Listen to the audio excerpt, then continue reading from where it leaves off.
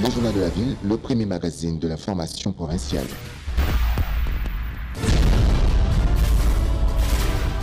Tout de suite, le journal.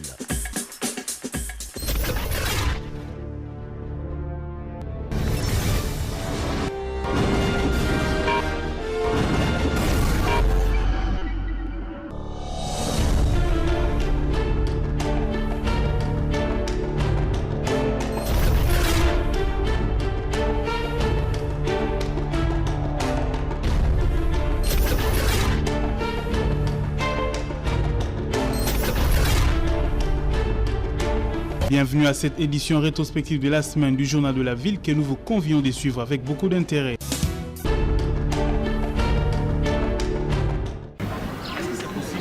Les habitants de la partie ouest de Kinshasa, principalement ceux des communes de Ngaliema, Mongafula, Makala et Selembao, vont devoir pousser un ouf de soulagement quant à la desserte en eau potable. C'est la déclaration faite par le directeur général de la Régie des eaux qui a annoncé l'arrivée dans le jour qui suit de 108 conteneurs de fourniture de canalisation d'eau obtenus dans le cadre du projet PMU Fonds additionnel financé par la Banque mondiale en République démocratique du Congo. Les quinois principalement de la Ngaliema, de la commune de Ngaliema, la commune de Mongafula.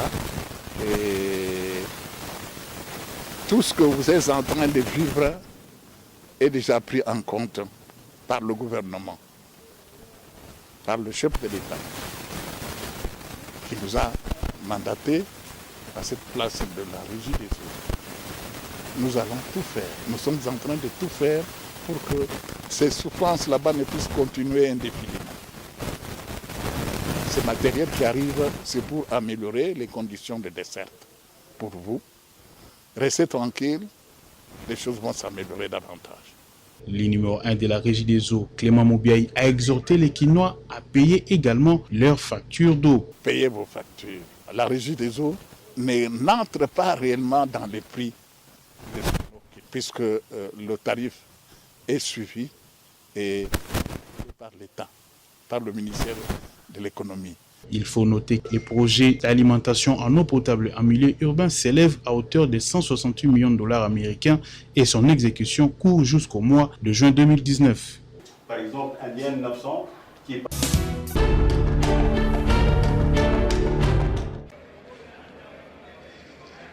Sont et 8 conteneurs transportant des tuyaux et autres accessoires de la Régie des eaux sont entreposés au port de Matadi en attendant d'être transportés à Kinshasa. Cette nouvelle acquisition de la Régie des eaux s'inscrit dans le cadre du projet d'alimentation en eau potable en milieu urbain, fonds additionnel PMU-FA en sigle, projet du gouvernement congolais financé à la hauteur de 166 millions de dollars par la Banque mondiale. Comme annoncé par le directeur général de la Régie des eaux Clément Moubiaï, cette cargaison arrivera à Kinshasa dans quelques jours et traversera la ville jusqu'au lieu de son entreposage. Ainsi, donc, le travaux réalisé dans le cadre du PMU montera en puissance pour le bien-être de la population quinoise, qui sera profitable surtout pour la partie ouest de la ville. Il faudrait noter également que le projet PMU s'exécute à Kinshasa, Matadi, Lubumbashi et Kindu.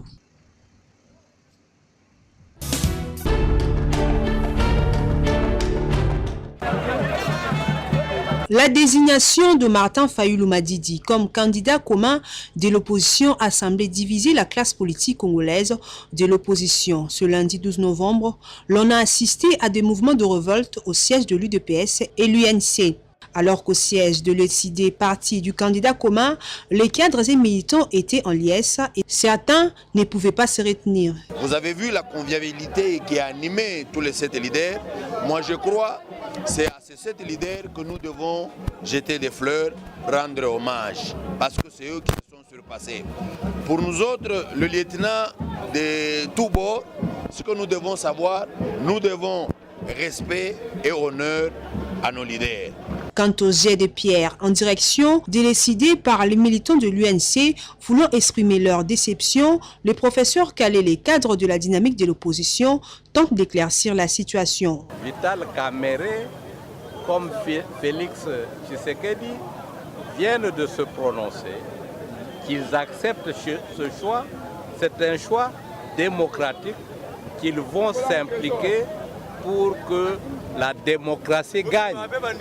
Mais si vous avez dans un parti des combattants à la base qui désavouent leur chef, c'est quel type de parti ça?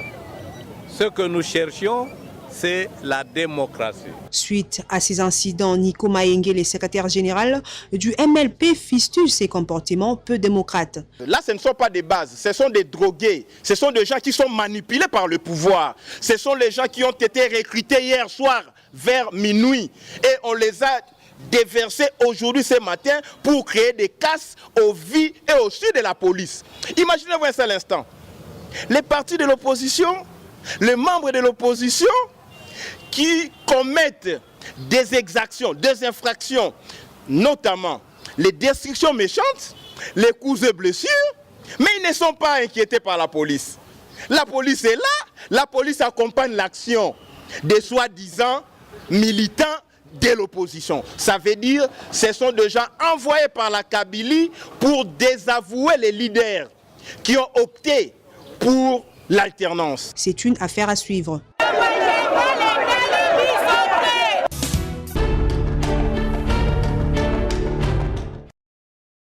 La Chambre haute du Parlement a jugé recevable le projet de loi de finances pour l'exercice 2019. Les élus des élus ont adopté ce document qui sera transmis à la commission ECOFIN du Sénat pour enrichissement après avoir auditionné les réponses du ministre en charge du budget relatives aux préoccupations soulevées par les sénateurs lors du débat général. Dans sa réplique, Pierre Kangoudia est revenu notamment sur l'impact de l'application du code minier au regard de la faible mobilisation de recettes. Concernant le code minier révisé, il serait de préciser que son application a un impact positif sur la recette avec l'entrée en vigueur du règlement minier.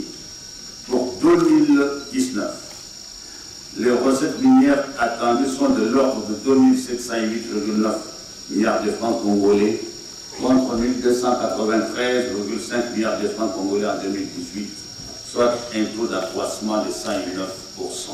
Au sujet de réformes entreprises par l'exécutif central et dont les effets ne sont pas perceptifs sur le vécu de Congolais, Pierre Kangoudia ne va pas par le dos de la cuillère et pointe du doigt l'économie nationale. La cause principale, c'est la faiblesse de notre économie. L'État ne produit pas, l'État trace le cadre, organise de manière à ce que l'économie puisse se développer. Et donc les réformes qui sont envisagées vont dans ce sens-là pour que désormais que nous puissions donner les moyens de l'efficacité à notre économie pour qu'elle devienne attractive, que nous devenions concurrentiels et que nous puissions à travers ce que nous allons prélever sur la richesse nationale répondre aux attentes de la population. Notons qu'au cours de cette séance plénière, les sénateurs ont validé le rapport de la commission ECOFIN avant de procéder à l'adoption de la loi sur la reddition de comptes et le vote article par article de la loi sur les télécommunications et les technologies de l'information et de la communication.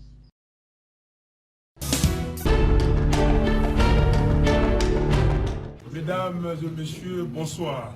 L'appel de Martin Fayoulou, candidat commun de l'opposition voté à Genève, invitant Félix Tshisekedi et Vital Kamerhe à dépasser les considérations partisanes et à privilégier l'intérêt supérieur de la nation et de garder à l'esprit les objectifs communs consignés dans l'accord pour remettre la République démocratique du Congo en marche, Félix Tshisekedi et Vital Kamerhe, qui ont retiré leur signature, lui répondent.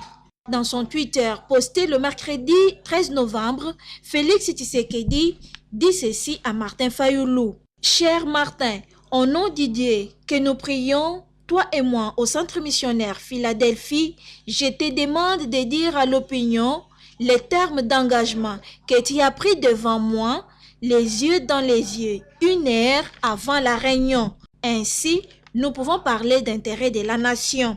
Et Vital Kamerhe, dans une interview sur radio-okapi.net, nous avions signé un accord élaboré à Pretoria, en Afrique du Sud, qui fixait le choix d'un candidat commun. Cet accord a été mis de côté pour le choix du candidat commun pour procéder au vote. C'est une grande première. Il y a eu même des discussions avant. Les votes n'existent pas dans les négociations. Tout s'est fait par consensus. Fin des citations.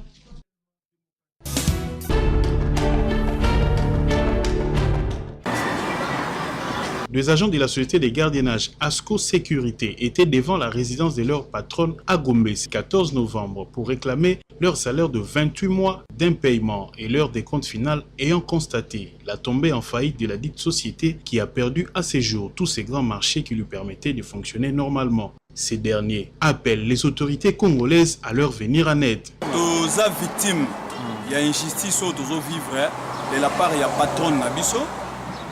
O alinko futa biso bambongo na biso ya salaire te ba décompte finaux te ba pekil congé alinko futa te ba heure supplémentaire alinko futa te alobi aza arabe yango na biso présence na biso ezali awa poto revendiquer ya futa biso misolo na biso toza ebele ba dossier eza na ministère du travail ba dossier mususu eza na parquet awa chose grave un jour tozalaki na réunion.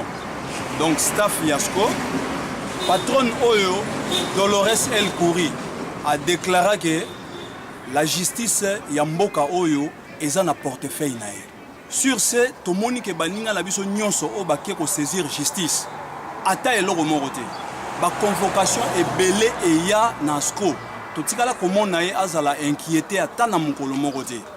Alors yango biso, toza ko senga na ba konzi Yamboka Oyo. Moutoisa étranger boy azo déclaré que justice à Mboka ezaka na portefeuille nae biso toko sepele loko wana te ba konzi ba tia misu na dossier oyo po biso tozwa ba droit na biso comme il se doit. Toza ba père de famille naeki na société oyo j'ai fait presque 12 ans et naeki célibataire lelo naza na 3 enfants 28 mois impayés ba konzi Mboka batela likambo biso toza na kati ya ba droit na biso tozali ndenge bapesa biso droit na code du travail ya ko manifester tozo se manifester bango pe bakonzi mboka ba aider biso na justice. C'est un dossier à suivre. Madame Oyo na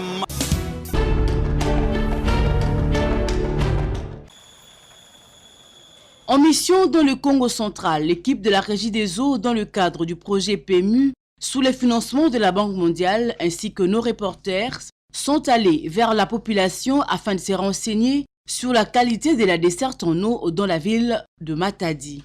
Au quartier Kingunza, les habitants relèvent qu'il y avait depuis quelques mois des difficultés énormes en eau. Il fallait se déplacer jusqu'au Baoba pour chercher cette denrée. Mais présentement, grâce à ce projet et à la Banque mondiale, que cette situation avait été réglée. Aujourd'hui, les occupants de ces quartiers les raconte avec sourire et les remercie. Mai tozaki na problème pasi ya makasi ya mai. Imaginez que bamsu banda obima bango koto ba okena bango koluka bisika mai ezobima. Mais ba konti régie ba sala biso grâce moko na faveur donc tozalaka suna problème mai te. Tokoma bien. Nyonso olingo sokola. Nyonso olingo toka na omai.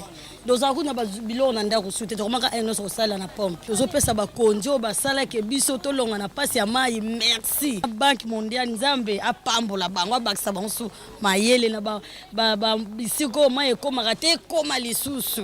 La même difficulté avait été vécue au quartier Kimbanguste, eux qui jadis parcouraient de longues distances et de montagnes pour acheter un bidon de 25 litres à 100 francs congolais, sans compter le frais de transport. Ils peuvent maintenant recevoir de l'eau à tout moment dans leur robinet.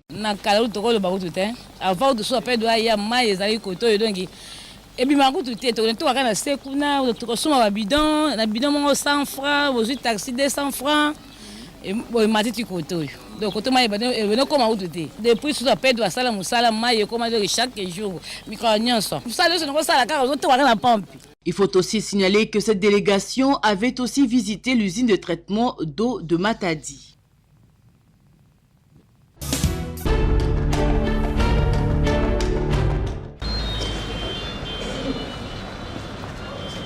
Le commissaire provincial de la police ville de Kinshasa, le général Silvano Kassongo, a présenté à la presse ce jeudi 15 novembre 2018, dans son quartier général, 28 bandits en mains armées arrêtés par la police de criminels. Parmi ces malfrats, on retrouve des policiers et les militaires qui opèrent pendant la nuit mais également les bandits qui utilisent les voitures, taxis, appelées catch, afin d'enlever et de kidnapper les paisibles citoyens. Le commissariat provincial de la police ville de Kinshasa vient de mettre hors d'état de nuire 28 bandits qui terrorisaient la population à travers la ville de Kinshasa. Les uns opéraient avec des armes de guerre et les autres avec des machettes. Et sur les 28 bandits tels que je viens de dire, que nous venons de vous présenter, il y a ceux-là qui sont pour enlever,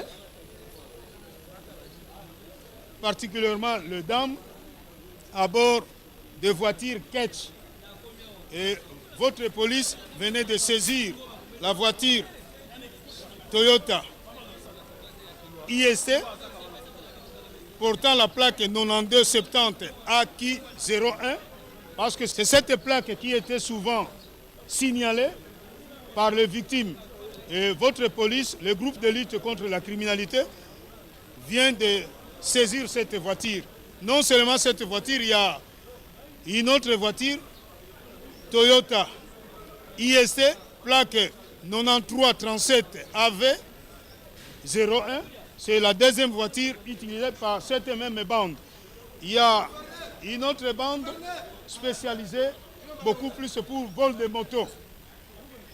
Votre police venait de vous présenter ces auteurs. Le numéro 1 de la police ville de Kinshasa invite les Kinoises et Kinois à dénoncer tout mouvement suspect dans les quartiers. Mon général, dans les cadres de...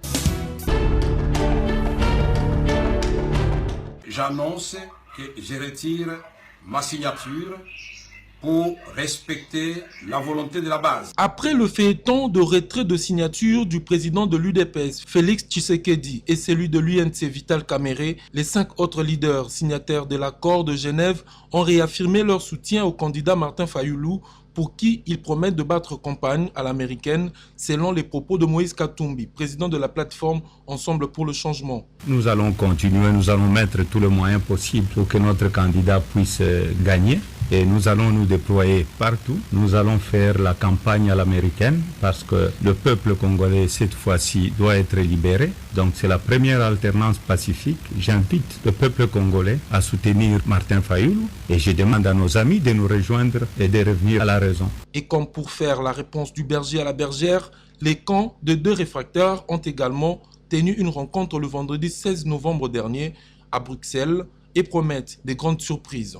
Décidément, 2 fractions de l'opposition semblent se décimer. D'une part, le camp Martin Fayulu, Moïse Katumbi, Jean-Pierre Bemba, Adolphe Muzitu et Freddy Matungulu, et d'autre part, Félix Tshisekedi et Vital Kamerhe. Pour rappel, le leader de l'UDPS qui avait annoncé son retour à Kinshasa pour ce samedi 17 novembre 2018 a reporté son voyage. En revanche, de l'autre côté, Martin Fayulu promet de regagner la capitale congolaise le 21 novembre prochain.